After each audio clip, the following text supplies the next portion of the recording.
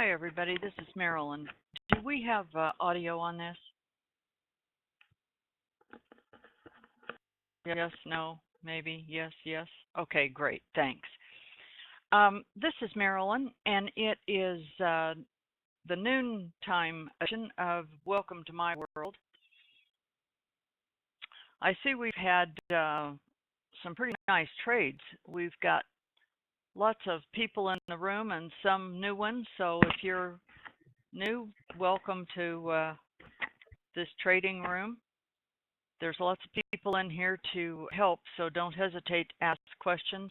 The best way to do that is to be able to download Jing, learn to use Jing, and post your charts marked up in here, because somebody will take a look at them and you can ask,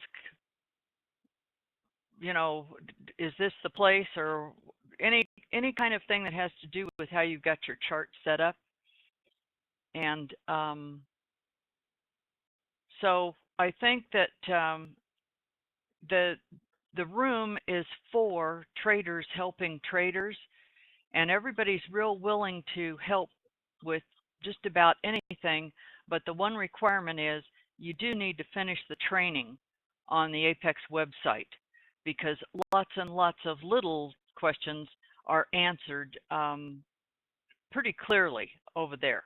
But when it gets down to the nitty-gritty of joining in the insanity in here, why, don't hesitate to post charts and ask questions and share your good trades and the ones that where you made a mistake and what it was. Or if you don't know, ask, because we got a lot of new folks. And yes, somebody just Aaron, thanks. That's very good.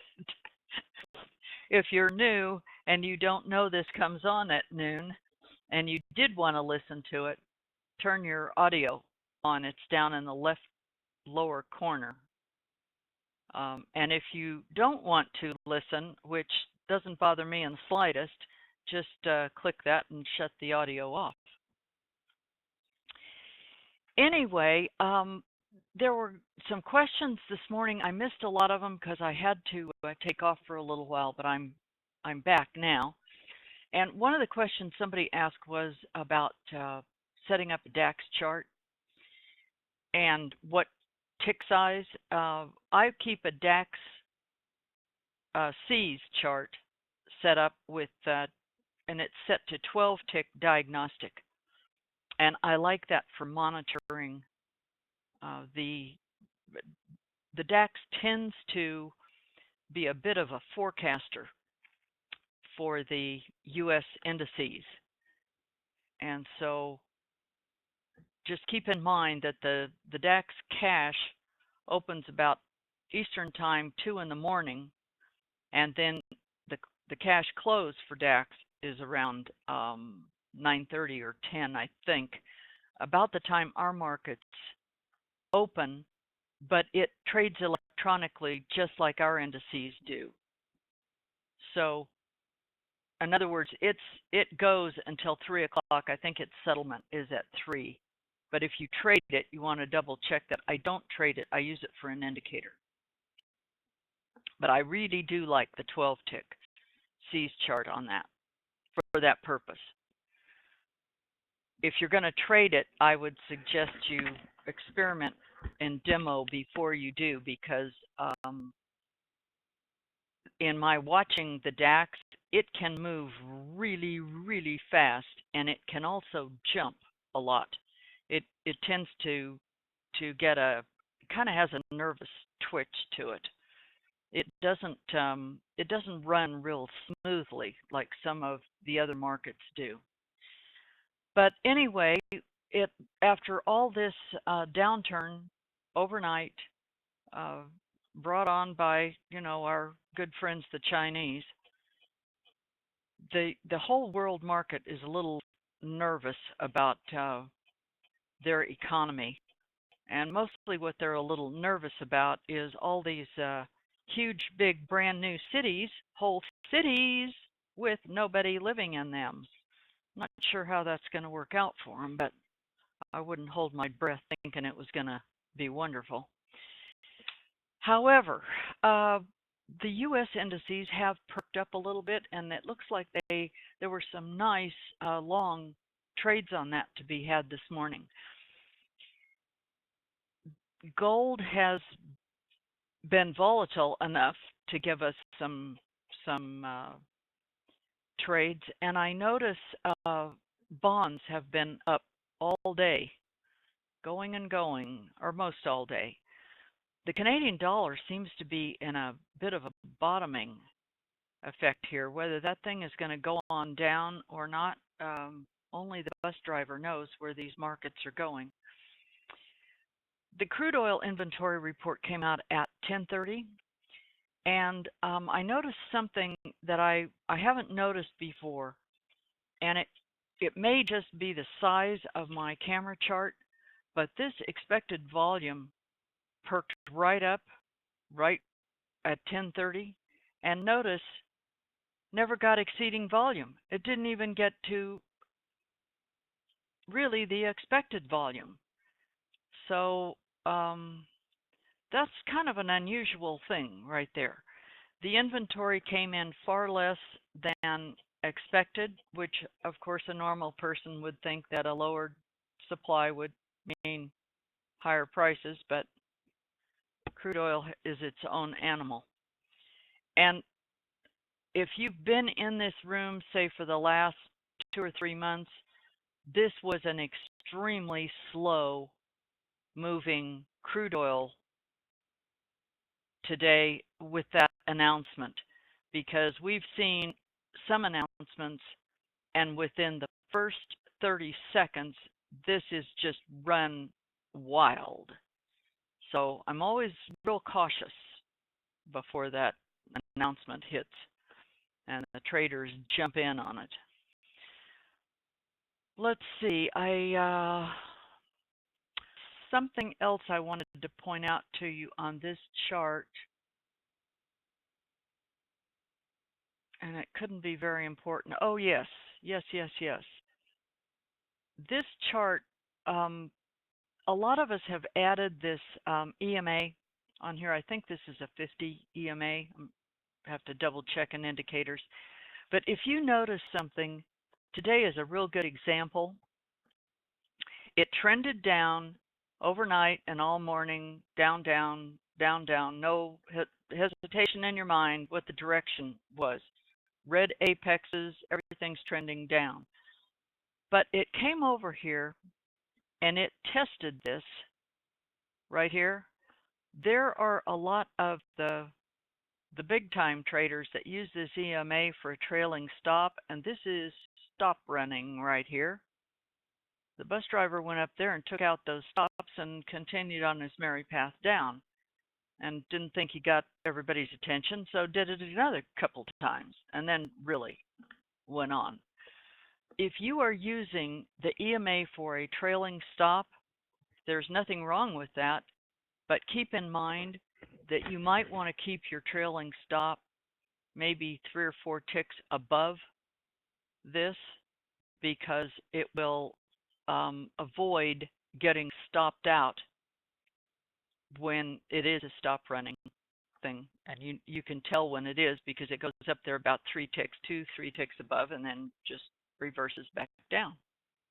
And this was a very good lesson right here too, because this put in one of Lori's elevators right here. So given that, you might think this was going to continue on up. But bus driver can be a wily fellow once in a while. Anyway, people who have questions, the noon time is a good time because it's lunchtime in the main market Eastern time. Not always does everything slow down, but it's typical for the volume to bleed out a little bit at this time, so it's a little slower.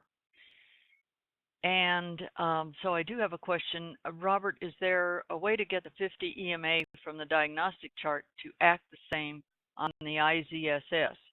I have no idea.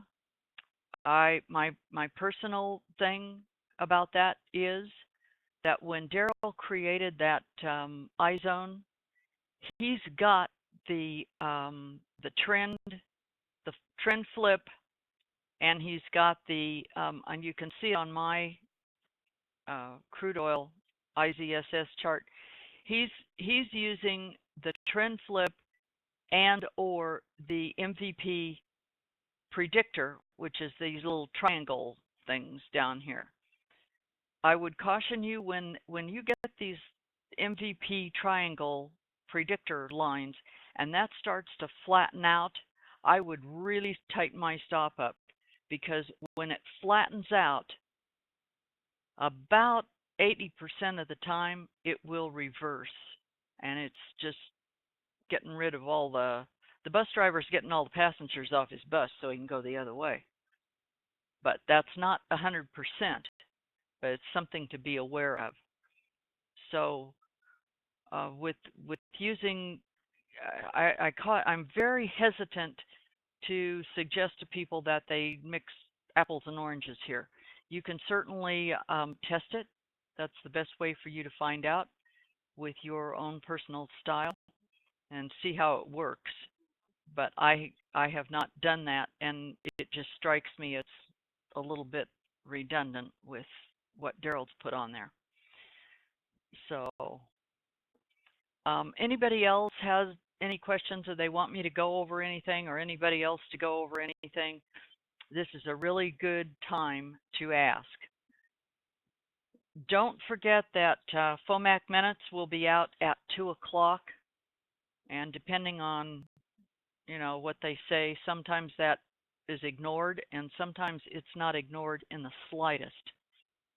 So unless you have your crystal ball operational, I'd be careful about 2 o'clock.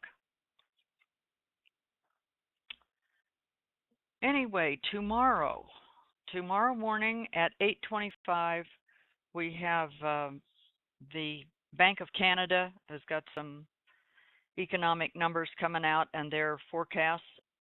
At 8:30, we've got U.S. employment numbers, and those are usually very closely watched by traders. 10 o'clock is the IVPMI, and 10:30, if you trade nat gas tomorrow, 10:30 is their inventory report. And I believe on the website for the straddles and strangles and what have you, the trades are put on that news tab. You might want to really monitor the news tab. There's an excellent calendar on the news tab. You can also go to Forex Factory, and you can click on the actual calendar for the day you want, and it's got all the scheduled news. For the people who trade the Nadex and the Forex pairs, the dollar and the euro have both been in a really tight range.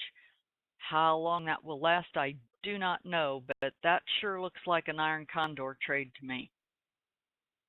Might take a look at that. It's going nowhere. Of course, about the time I say that, it'll change its mind, but it has gone nowhere for quite a while. And anytime you see a flat market, usually that's a good iron condor premium collection strategy. So, and the yen. Yes, the yen. Well, the yen is a little more volatile. At least I'm looking at 30-minute chart on the yen. But for the last 3 or 4 hours, it hasn't done anything either.